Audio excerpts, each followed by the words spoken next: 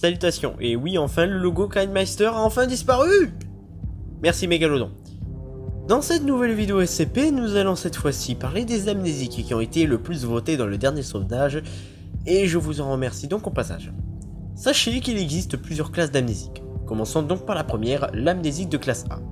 C'est un gaz qui nécessite une formation et une autorisation de niveau 1 ou plus pour être appliqué et qui, s'y est inhalé, peut effacer la mémoire d'une ou plusieurs personnes de tout ce dont elles se souviennent de 6 à 12 heures auparavant. Le gaz de classe A est l'amnésique le plus couramment utilisé sur le terrain. Son avantage principal réside dans le fait qu'il peut être utilisé sur plusieurs personnes à la fois. Dans certains cas documentés, l'amnésique a été utilisé sur des populations entières par pulvérisation aérienne. D'autres procédures impliquent l'utilisation de cartouches de 40 mm pouvant être lancées pour délivrer l'amnésique dans des espaces clos ou encore de petits sprays aérosols à usage unique. En raison de sa composition chimique, une overdose accidentelle a très peu de chances de se produire tant que l'amnésique est utilisée par une personne disposant d'une formation basique à son administration. Cette spécificité permet au classe A d'être utilisé sans restriction en tant qu'inhalant. De plus, le classe A ne demande que très peu de surveillance sur les individus ayant reçu ces effets, son taux de succès s'élevant à 98,7%.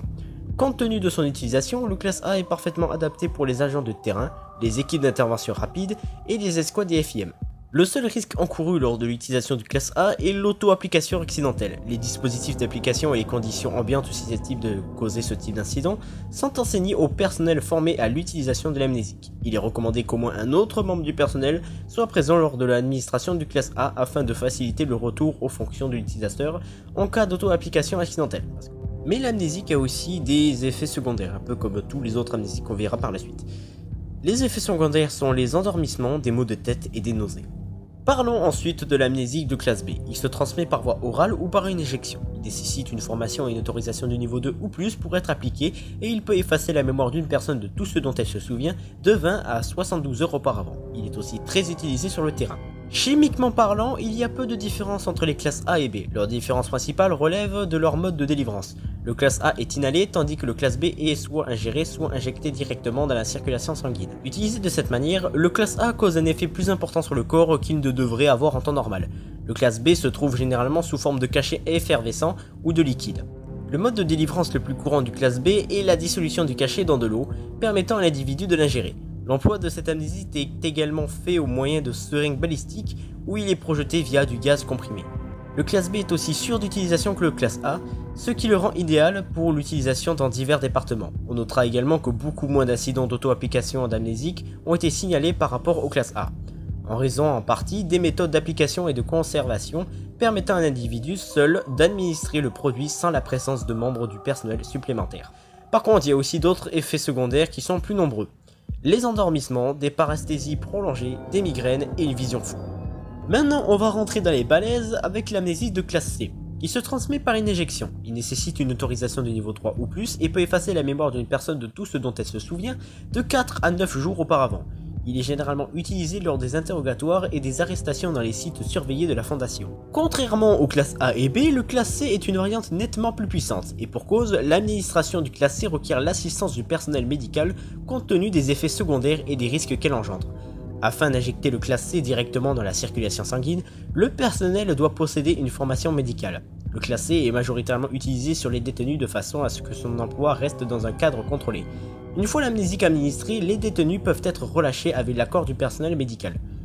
L'usage du classe C sur le terrain est interdit sauf autorisation contraire d'un investigateur et ou interrogateur ou de tout autre personnel de niveau 3 pouvant l'autoriser. Le classe C a un taux de réussite de 92,8% et les examens ou les dosages impliquant son utilisation peuvent nécessiter un suivi. Le personnel a l'interdiction formelle d'utiliser le classe C sur une même personne plus de 4 fois.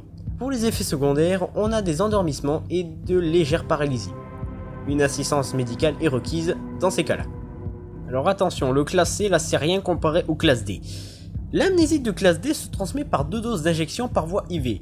Il nécessite l'autorisation et la supervision d'au moins 2 membres du personnel de niveau 3 pour être administré et peut effacer la mémoire d'une personne de tout ce dont elle se souvient de plus de 3 semaines auparavant. Il doit être utilisé pour contrer les effets des psychoses anormales et ou des incursions mémétiques. Si l'on compare l'ancienne appellation du classe D à l'actuelle, on constate que l'ancienne était plus adéquate pour désigner un amnésique administré aux détenus, donc aux membres classe D. Auparavant, le classe D était couramment utilisé en dépit de son taux de réussite mitigé, jugé inadmissible par le comité d'éthique, ce sont ceux qui créent les amnésiques il me semble, puisqu'il est dû à son administration causant des effets néfastes sur le cerveau. Par conséquent, le classe D a été réexaminé et son usage jugé plus approprié dans les situations où les individus sont déjà atteints de lésions cérébrales ou d'un déséquilibre chimique chronique majeur. J'ai rien compris, vous non plus, c'est pas grave. En règle générale, ces situations sont occasionnées par des effets mentaux anormaux ou des incursions mémétiques affectant l'esprit. En proportion de la nature mystérieuse et des effets mémétiques, l'utilisation de puissantes amnésiques néanmoins plus dangereux a été approuvée pour les maîtriser. Personne n'est autorisé à administrer le classe D si ce n'est le personnel médical dans un cadre contrôlé. À des fins de protection, le personnel médical peut être supervisé par une autorité de niveau 3 si le patient présente un danger. Les effets secondaires sont l'endormissement, la paralysie, dans ce cas-là une rééducation post-traumatique est requise, et des possibles dommages cérébraux. Bien sûr. Nous avons ensuite l'amnésique de classe E. Il se transmet par plusieurs doses d'injection par voie IV. Il nécessite une autorisation de niveau 4 en attendant une décision du comité d'éthique et permet d'éliminer la mémoire d'une personne. Le classe E ne peut être prescrit que par le personnel médical et ce dans un cadre contrôlé après la présentation d'une requête officielle à un personnel de niveau 4 et l'approbation du comité d'éthique. Au moment de l'application, le personnel médical sera chargé de surveiller l'individu jusqu'à son rétablissement. Seulement 0,02% des personnes ayant subi les effets du classe E entrent dans un état végétatif permanent. Dans de telles situations, l'individu sera transféré dans un hôpital civil pour une durée indéterminée. Alors ce que je viens de dire est totalement faux. Le classe E n'est pas un amnésique. Il est délibérément conçu dans le but de plonger l'individu dans un coma artificiel permanent. Son usage doit être réservé aux situations où le licenciement d'une personne n'est pas possible ni souhaitable. Le personnel de la fondation de niveau 3 ou moins n'est pas autorisé à connaître le véritable objectif du classe E. Pour tout motif et objectif de son utilisation, la réinsertion du personnel ayant subi les effets du classe E doit être considérée comme entièrement possible et chaque effet indésirable observé doit être présenté comme une rare exception en opposition avec les résultats désirés. Afin d'éviter les soupçons, les personnes capables d'administrer le classe E ne peuvent le faire qu'une seule fois pendant leur carrière. Les effets secondaires sont donc beaucoup plus violents, des endormissements bon sang d'habitude, des paralysies à long terme et des possibles dommages cérébraux ou présence de symptômes catatoniques. Dans ces cas-là, une rééducation post-traumatique est requise. On arrive bientôt à la fin avec l'amnésique de classe F.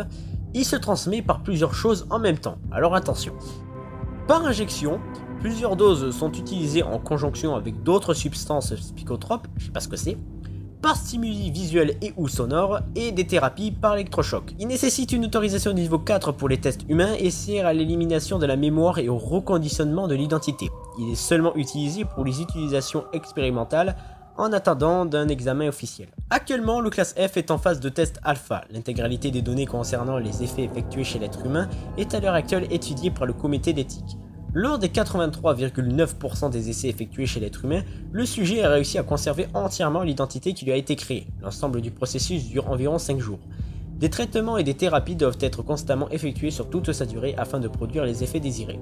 Le classe F peut uniquement être administré sous la direction du corps psychiatrique et médical dans un cadre contrôlé et totalement restreint. L'amnésique est administré concurremment avec d'autres substances psychotropes, c'est très dur à dire, pour que la personne traitée puisse supporter les apports extérieurs. De cette manière, la résistance du subconscient est réduite et le reconditionnement mené à bien.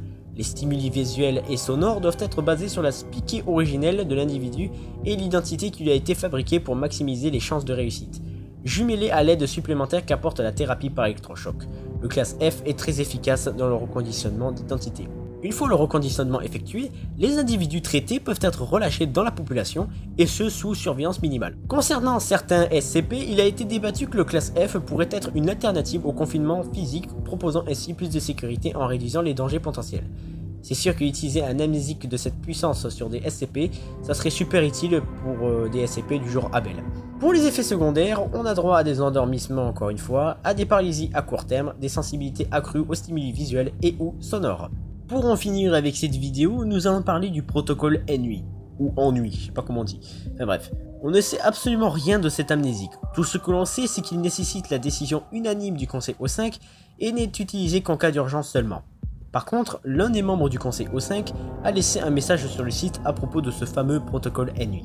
Le voici donc. Madame, monsieur, Si vous lisez ceci, alors quelque chose d'horrible s'est produit et malgré tous vos efforts, il s'agit là de votre dernière option.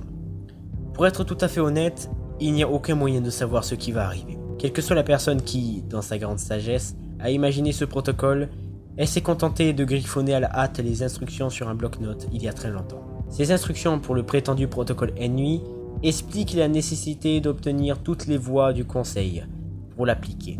Jadis, un long code constitué de tous les numéros d'employés confidentiels des O5 en ordre inverse avait été tapé sur notre terminal de travail. Ce code devrait être référencé ailleurs afin que nous puissions toujours le retrouver.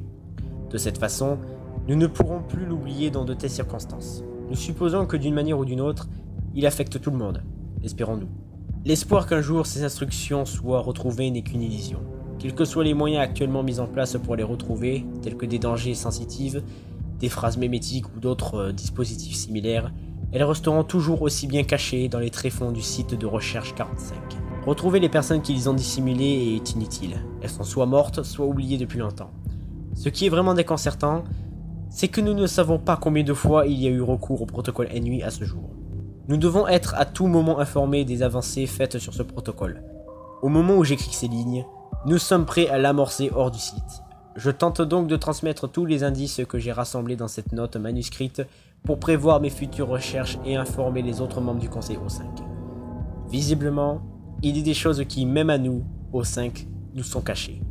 Tout ce que nous savons, c'est qu'il a déjà fonctionné. Bonne chance et que Dieu soit loué.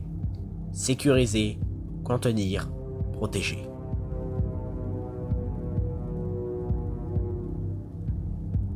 Et voilà, la vidéo est à présent terminée, j'espère qu'elle vous a plu. La prochaine vidéo SCP de ce genre, un peu plus au calme, tout ça, ça sera donc sur les différents membres, pas des classes, hein, les différents membres qu'on peut trouver dans la fondation SCP. Et même encore après ça, je ferai une dernière petite vidéo, ça sera une petite surprise, vous verrez. Bref, je vous dis donc, ciao!